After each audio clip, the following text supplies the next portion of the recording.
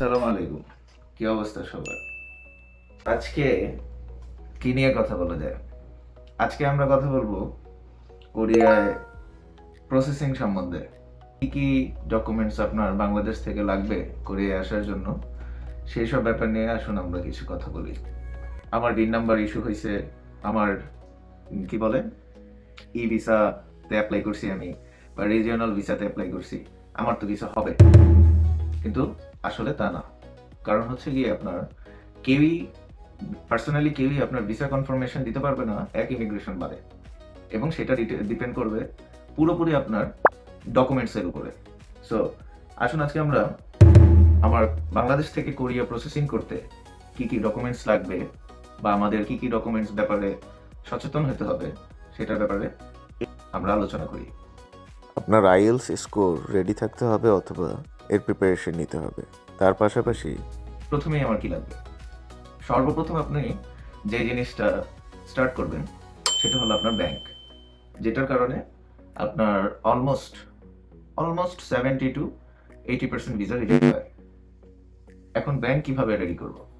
আপনারা Korean website, কারো মুখের কথা না, আপনারা কোরিয়ান ওয়েবসাইট চেক করে, বা যে দেশেই অ্যাপ্লাই করেন সেই দেশের এম্বাসি রিকোয়ারমেন্টস চেক করে, সেখানে যে ডলারটা লেখা থাকে যে আপনার ভিসা অ্যাপ্লিকেশনের জন্য এত ডলার থাকতে হবে ব্যাংকে, যেটা কোরিয়ার ক্ষেত্রে আপনার 16 থেকে 18 হাজার ডলার, যেটা বাংলা টাকায় কনভার্ট করলে 22 লাখ প্লাস বা 20 লাখ প্লাস টাকা থাকলে সেটা হচ্ছে গিয়ে সেফ।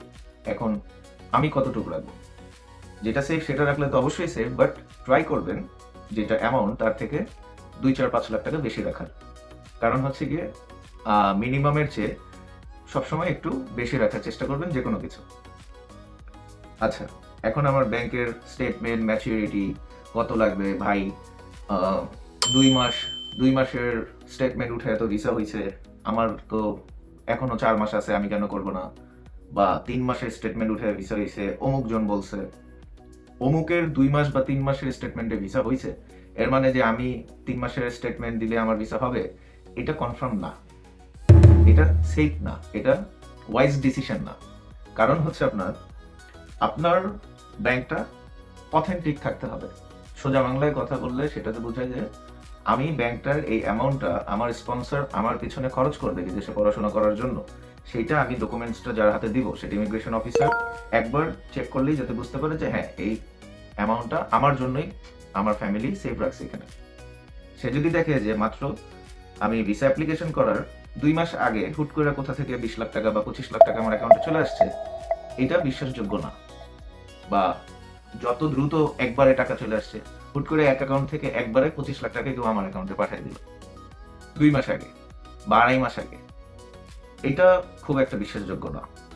সো আমি এটারে যত পারি অথেন্টিক করার চেষ্টা করব। সেটা কিভাবে? সেটা বাংলাদেশে অনেক প্রসেসিং আছে, অনেকে এই নিয়ে কাজ করে, যেটা ভিডিওতে বলা ঠিক না, কিন্তু আপনারা অন এভারেজ সবাই কম বেশি জানেন যে কিভাবে আমরা ব্যাংক রেডি করতে পারি বাংলাদেশে। অনেক ব্যাংক কাজ করে, অনেক মানুষজন কাজ করে, অনেক এজেন্সি কাজ করে ব্যাংক স্টেটমেন্ট দেখানোর জন্য। সো আপনারা যার থ্রুতেই কাজ করেন না কেন, প্রথমে এই জিনিসটা দেখবেন যে আমার ব্যাংক, আমি যে এটা লোন দেখাচ্ছি, বা আমি যে আমার এই অ্যামাউন্টটা আমার অ্যাকাউন্টে যে আমি রাখতেছি, সেটা অথেন্টিক দেখাচ্ছে কিনা। তার সাথে আপনি এই ব্যাপারটা শিওর হবেন যে ভাই আমার অ্যাটলিস্ট আমার সেফ সাইড কত 6 মাসের স্টেটমেন্ট, 6 মাসের স্টেটমেন্ট, কেউ 1 বছরের স্টেটমেন্ট দিচ্ছে, যাদের ব্যাংক আছে তারা 1 বছরের স্টেটমেন্ট দিচ্ছে, কেউ 9 মাস 10 মাসের স্টেটমেন্ট দিচ্ছে। আবার সেটা করলেও যে ভিসা কনফার্ম, ব্যাপারটা কিন্তু তাও না। কারণ হচ্ছে গিয়ে আপনার শুধুমাত্র একটা ডকুমেন্টসের উপরে বেস করে ভিসাটা হয় না। 100% আপনার ব্যাংকটা অথেন্টিক লাগতে হবে। আমি 3 মাস আগে, ভাই আমি তো সব জায়গায় দেখতেছি আমার ব্যাংকের ম্যাচুরিটি 6 মাস, ব্যাংক অ্যাকাউন্ট আমার 6 মাস পুরানো হইতে হবে, এবং ম্যাচুরিটি আমার এই অ্যামাউন্টের ম্যাচুরিটি 3 মাস হইলেই হয়। ফাইন, কিন্তু সেটা দিয়ে যে আমি ভিসা কনফার্ম হবে, ব্যাপারটা তা না। আমার যত ম্যাচুরিটি বড় হবে, যত ম্যাচুরিটি লেভেল, বা যত আমি বেশি দিন টাকাটা দেখাইতে পারবো, তত আমার লাভ, তত আমার জন্য লাভ, ওই কনসেপ্ট অনুযায়ী যেটা আমি একটু আগে বললাম। সো এই গেল ব্যাংকের টপিক। সো ব্যাংক স্টেটমেন্ট আপনারা এইভাবে করতে পারেন, এবং এটা যত আপনারা দেখাইতে পারবেন যে এটা অথেন্টিক, তত আপনাদের কাজে লাগবে। এটা একটা অনেক ইম্পর্টেন্ট পার্ট ভিসা প্রসেসিং এ। এরপরে গেল ইউনিভার্সিটি সিলেকশন। এরপরের স্টেপ যে আপনি কোন ইউনিভার্সিটিতে অ্যাপ্লাই করবেন এবং কোন সাবজেক্ট নিয়ে পড়বেন। যেটা আমাদের ম্যাক্সিমামই দেখলাম যে কমেন্ট করতেছে, আমার মেসেজ করতেছে বা সব জায়গায় প্রশ্ন করে যে ভাই কোন ভার্সিটিতে অ্যাপ্লাই করবো আর কোন সাবজেক্টে পড়বো। আপনি যদি এটা না জানেন যে আপনি কোন সাবজেক্টে পড়বেন, তাইলে আমি আপনারে কি বলবো? আমি আপনারে বলি যে আপনি ড্রয়িং এ পড়েন, তো আপনি তো ড্রয়িং এ পড়বেন না, চিত্রকলা, চারুকলা, যেটা আপনি চারুকলাতে পড়েন, কোরিয়ান চারুকলা। সবাইরা আমি এটা সাজেস্ট করবো যে কোরিয়ান চারুকলাতে পড়েন। যদি কারণ কই পাইবেন এটা আমি জানি না, কিন্তু পাইলে চারুকলাতে পড়েন। আমি পাইলে চারুকলায় পড়তাম। যাই হোক, ফাইজলামি বাদ দিয়া যে কথাটা বলতে চাচ্ছি যে আপনি কোন সাবজেক্ট আপনার কাছে মনে হয় যে আপনি এই সাবজেক্টে আপনি ইন্টারেস্ট আছে, যে এই সাবজেক্টটা নিয়ে আপনি নিজে পড়তে চান, সেই সাবজেক্টটা আপনার চুজ করা ভালো। এবং ইউনিভার্সিটি কিভাবে চুজ করবেন সেটা আপনার অনেকভাবে ইউনিভার্সিটি চুজ করতে পারেন। যেটার প্রথম সেক্টর হচ্ছে ইউনিভার্সিটি র্যাঙ্কিং। আপনি প্রত্যেকটা ইউনিভার্সিটি র্যাঙ্কিং চেক করতে পারেন যে ওয়ার্ল্ড র্যাঙ্ক কত, কোরিয়া র্যাঙ্ক কত। দেন হচ্ছে গিয়ে আপনি ইউনিভার্সিটিতে কোন কোন সাবজেক্ট আপনার আছে, ইউনিভার্সিটির অ্যালুমনাইরা ওটার ব্যাপারে ফিডব্যাক কি দিছে, বা আপনার পরিচিত কেউ থাকলে তাদের থেকে রেফারেন্স নিতে পারেন। So varsity selection and subject selection, এটা হচ্ছে 2 নম্বর। 3 নম্বর যে বিষয়টা, সেটা হচ্ছে আপনার ডকুমেন্টস প্রিপারেশন। বাংলাদেশ থেকে কোরিয়া অ্যাপ্লিকেশনের জন্য আপনি যদি ব্যাচেলর অ্যাপ্লাই করতে চান, তাহলে আপনার ইন্টারমিডিয়েট এবং এসএসসি রেজাল্ট মার্কশিট, যেটা আমরা ট্রান্সক্রিপ্ট বলি, এবং সার্টিফিকেট, দুইটা 4টা জিনিস লাগবে। সেটা আপনার এখন যেহেতু বাংলাদেশে হচ্ছে গিয়ে সবাই অনলাইন থেকে এটা অ্যাপোস্টাইল করে নিচ্ছে, আগে সেটা বোর্ড থেকে করানো লাগতো। সো সেই অ্যাপোস্টাইল কপি নিয়ে আপনার হচ্ছে অ্যাটাস্টেশন করাইতে হবে। এগুলো আমার হাতে থাকতে হবে, যেটার কপি, নোটারাইজড কপি আমার কোরিয়াতে পাঠাইতে হবে অ্যাপ্লিকেশনের পর, এবং আমার ভিসা অ্যাপ্লিকেশনের সময় জমা দিতে হবে। এই গেল 3 নম্বর। 4 নম্বর হচ্ছে আপনার ইউনিভার্সিটি অ্যাপ্লিকেশন ফি। সেটা আমি এজেন্সি থ্রুতে করি আর আমি সেলফ অ্যাপ্লাই করি। আমার যদি ডুয়াল কারেন্সি কার্ড থাকে, আমি নিজেরটা নিজেই পেমেন্ট করতে পারবো।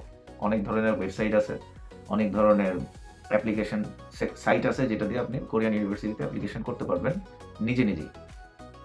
এখন তারপরে হচ্ছে গিয়ে আপনার অ্যাপ্লিকেশনের পর আমার এই যে ডকুমেন্টগুলো আমি রেডি করছি, অ্যাটাস্টেড ডকুমেন্টগুলো আমার কোরিয়াতে ডিএইচএল করে পাঠাতে হবে ইউনিভার্সিটিগুলোতে।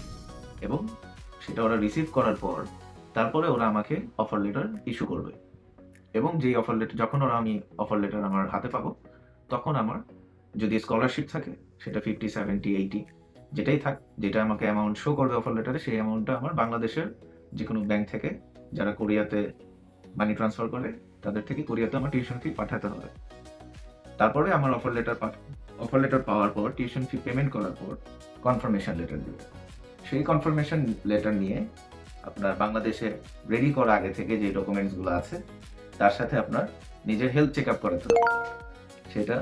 সেই হেলথ চেক আপের ডকুমেন্টস, আপনার ব্যাংক স্টেটমেন্ট, আপনার ফাইনাল অফার লেটার, দেন অ্যাটাস্টেড ডকুমেন্টস, আপনার স্পন্সরের ডকুমেন্টস, এইগুলো নিয়ে আপনার ফাইনালি ভিসা অ্যাপ্লিকেশন করতে হবে এম্বাসিতে। এরপরে এম্বাসি থেকে আপনি ডিরেক্ট অ্যাপ্লিকেশন করতে পারেন। এবং এই যে প্রসিডিওরটা আমি আপনাকে বললাম, এটা হচ্ছে আপনার ডিরেক্ট অ্যাপ্লিকেশন। রিজিওনাল ভিসা, ই ভিসা বা হচ্ছে ইএপি, এগুলোর জন্য ডিফারেন্ট প্রসেসিং। ডকুমেন্ট সেমই, প্রসেসিংটা ডিফারেন্ট। আরেকটা জিনিস আমি মিস করছি, সেটা হচ্ছে কি আপনার স্পন্সরের ডকুমেন্ট। আপনার বাবা অথবা মা অথবা আপনি নিজে, এই 3 ব্যক্তির বাইরে আপনার স্পন্সর কেউ হতে পারবে না। এবং এই 3 ব্যক্তির যে ডকুমেন্টগুলো লাগবে, সেগুলো হচ্ছে আপনার স্পন্সর যদি চাকরিজীবী হয়, তার চাকরির ডকুমেন্টস, তার tax documents, tax certificate, TIN, then tax return, তার এমপ্লয়মেন্ট সার্টিফিকেট বা চাকরি রিলেটেড যত ডকুমেন্টস আছে সেগুলো। আর যারা বিজনেস দেখাবেন স্পন্সর, তাদের জন্য লাগবে হচ্ছে গিয়ে আপনার স্পন্সরের ট্রেড লাইসেন্স, তারপরে হচ্ছে গিয়ে ট্যাক্স টিন সার্টিফিকেট, দেন ট্যাক্স রিটার্ন। এগুলো স্পন্সরের জন্য রেডি করতে হবে। সো আমরা শুরু থেকে যদি রিভাইজ করি, ডকুমেন্টসগুলো হচ্ছে আপনার ব্যাংক স্টেটমেন্ট, আপনার অ্যাটেস্টেড ডকুমেন্টস, যেটা আপনার varsity SSC HSC transcript certificate. আর যদি আপনি মাস্টার্সের জন্য হন, তাহলে আপনার ব্যাচেলরের ট্রান্সক্রিপ্ট সার্টিফিকেট, দেন হচ্ছে গিয়ে আপনার final confirmation offer letter, final offer letter যেটা সেটা, তারপরে হচ্ছে গিয়ে আপনার স্পন্সরের ডকুমেন্টস, আপনার হেলথ ডকুমেন্ট, হেলথ চেক আপের যে ডকুমেন্ট আপনি ফাইনালি নিলেন সেটা, মোটামুটি এই ডকুমেন্টসগুলো দিয়ে আপনি ভিসা অ্যাপ্লিকেশন করতে পারবেন। এই ডকুমেন্টসগুলো রেডি করে আপনি ভিসা অ্যাপ্লিকেশন করলে তারপরে ফাইনাল যেই জিনিসটা আপনার লাগবে সেটা হচ্ছে আপনার ভিজিট। আগে যদি আপনার ভিসা লেখা থাকে তাহলেই আপনি ভিসা পাবেন। আপনার ভিজিট না থাকলে আপনি যত প্রপার ডকুমেন্টস দেন কোনোদিনই আপনার ভিসা হবে না, এবং এটাই বাস্তবতা। তো আমরা সবাই হচ্ছে গিয়ে চাবো যে আমাদের ভিসা ইজিলি হয়ে যায়। সো এই বিষয়গুলো আমরা যদি চিন্তায় নিয়ে আসি বা আমলে নিয়ে আসি তাইলেই আমাদের ব্যাপারগুলো হয়ে যাবে, বা তাইলেই আমরা বুঝতে পারবো যে জিনিসগুলো আসলে কি। একজন আর 2 মাসের স্টেটমেন্টে ভিসা হয়েছে, একজন আর স্পন্সরের ডকুমেন্টস, ফেক ডকুমেন্টস জমা দেওয়া ভিসা হয়েছে। এক্সেপশন কখনো এক্সাম্পল না, এটা কখনো উদাহরণ না। আপনার বুঝতে হবে যে প্রসেসিংটা কি, কোন প্রসেসে গেলে আমার ভিসা হওয়ার চান্সেসটা বেশি। সো এই হচ্ছে মোটামুটি ডকুমেন্টস আপনার বাংলাদেশ থেকে কোরিয়াতে ভিসা অ্যাপ্লিকেশনের জন্য। আজকে মূলত কোরিয়াতে ভিসা অ্যাপ্লিকেশনের জন্য কী কী ডকুমেন্টস রেডি করা প্রয়োজন এই ব্যাপারে জাস্ট একটা আইডিয়া দিলাম। তো আজকে মোটামুটি এইটুকুই। পরবর্তীতে আমরা কোরিয়া রিলেটেড অন্য কোনো টপিকে কথা বলবো। ধন্যবাদ।